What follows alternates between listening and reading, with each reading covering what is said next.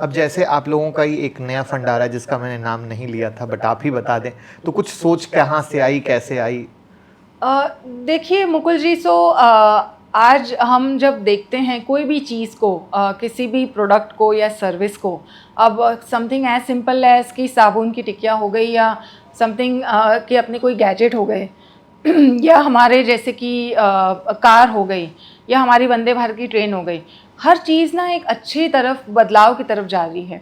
और वो बदलाव से कस्टमर ज़्यादा खुश है, उसका एक्सपीरियंस ज़्यादा अच्छा हो रहा है, और सभी को एक तरह से देखें तो एक कंफर्ट की जोन में हम जाना चाह रहे हैं, और हमें एक अच्छी प्रीमियम प्रोडक्ट की तरफ हम जाना चाह रहे हैं। किसी वजह से कैपेसिटी भी आ रही है स्पेंडिंग की। तो ये सारा चीज़ जो है, अगर हम इसको देखें तो ये प्रोडक्ट लेवल या सर्विस लेवल पे बहुत इनोवेशन भी हो रहे हैं उसी डायरेक्शन में। और वो इनोवेशन से कंपनियों को भी एक तरह से एक ग्रोथ की विजिबिलिटी ऐड हो जाती है, उनके प्रॉफिट्स के लिए भी थोड़ी विजिबिलिटी ऐड हो जाती है, क्योंकि वो प्रीमियम प्रोडक्ट्स थोड़े हो जाएंगे। आप ज़्यादा कंफर्ट के लिए थोड़ा ज़्यादा एज अ कस्टमर आप विलिंग भी हो पे करने। तो वो उस तरफ सारा कुछ अब चेंज होते जा रहा है। कुछ कंपनियां हैं जो अपने बिजनेस मॉडल को भी इनोवेट कर रही हैं कि वो किस तरह से आने वाले 15-20 सालों में और इम्पॉर्टेंट और कुछ एक एक्स्ट्रा कस्टमर को या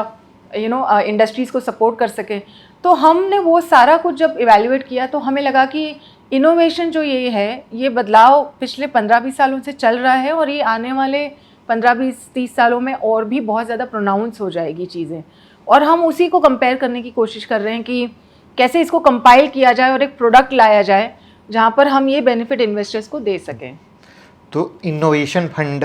बिल्कुल में तो यानी फ्यूचरिस्टिक कहाँ ग्रोथ हो रही है, पकड़ के चलें, और किस विजन को पब्लिक पसंद कर रही है, और साथ में कहाँ पर अगले 10 से 15 साल में सबसे ज्यादा काम होगा, अगर मैं सही समझ पा रहा हूँ। तो यानी अगर मैं आपकी बात से समझ पा रहा हूँ तो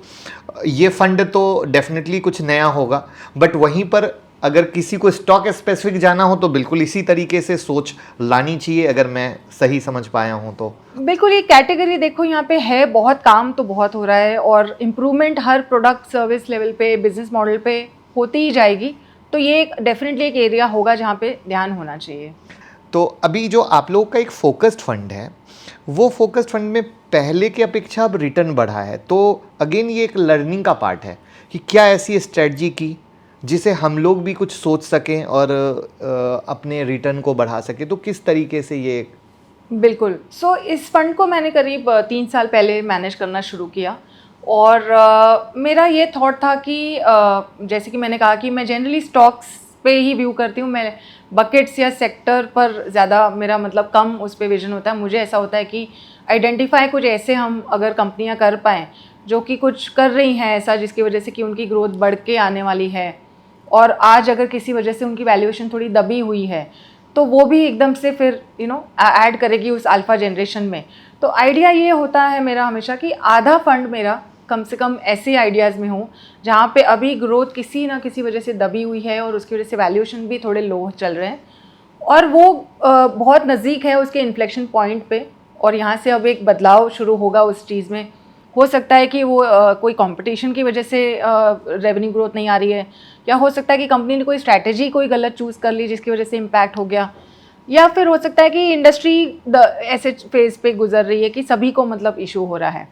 पर अगर ऐसे स्टॉक आइडेंटिफाई मैं कर पाती हूँ, और एटलीस्ट आधा फंड अगर मेरा ऐसे स्टॉक्स में इन्वेस्टेड होता है, तो